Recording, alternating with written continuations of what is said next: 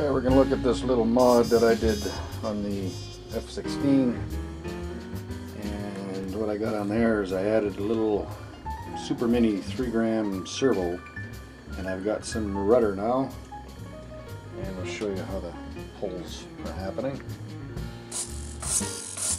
Okay, so there's the throw, what I got going on there.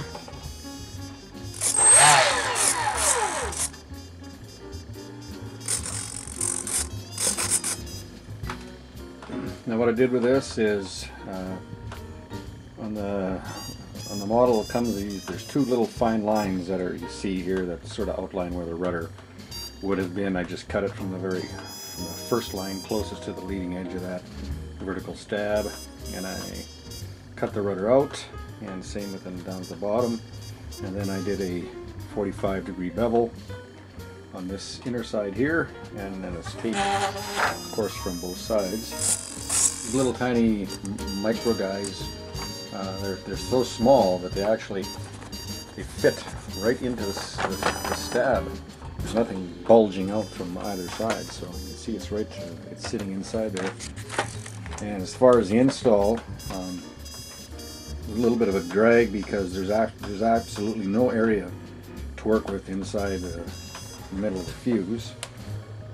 Okay, so you can see that's a little slot that's coming in from the top of the fuse, and that comes through and it goes underneath the motor, okay, which goes all the way across through the front past the speed controller. But the problem is that there's almost no room under this little fan housing here. When in fact there is barely zero room.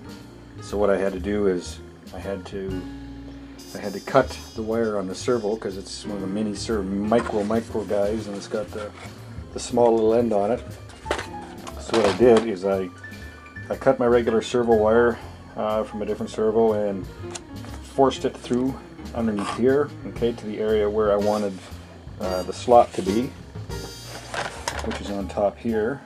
And I took a little hook and pulled the wire, and then I actually soldered it all together while it was there, because you'll never be able to feed that through the fuse to the plane. There's no way. So I had to make a solder connection there, and then I taped down the wires that are in the fuse. I was surprised that they weren't taped down. They were just sort of hanging in there. But so it's a very, very tight fit, but the result will be a working servo in the rudder, and that's going to make a big difference on this airplane, I can tell you that right now, because they fly very stable in the air. It's really fun to fly, but they fly fast. They're designed to fly fast, and when you toss them for the first time, if you're looking at this video and you've got one and you've never thrown it, I found out very quickly my first 3 tosses were crashes. The first one, and I had given it full throttle and just sort of give it a gentle toss, and it just wasn't enough, and it just went straight down. Second one, I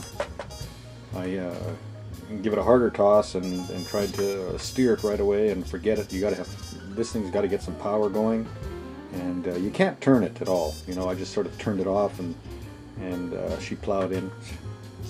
And you have to give us a pretty hard toss into the air. Not just a gentle release. You gotta give it a pretty good huck, you know, just to get her going.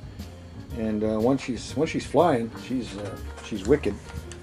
I put an elastic around the front of this area here when I'm flying, because you can see that it doesn't seal there, nor did it ever. It has nothing to do with the crashes. It always had that little sort of open area there. So I just put an elastic around the front of the hatch there to keep it. So anyway, that's the mod for this, and I haven't flown it yet, but I know it's going to be beautiful, because rudderage is a beautiful thing. So just something for maybe somebody else to give a try, and good luck with that. I am your radical boot boy.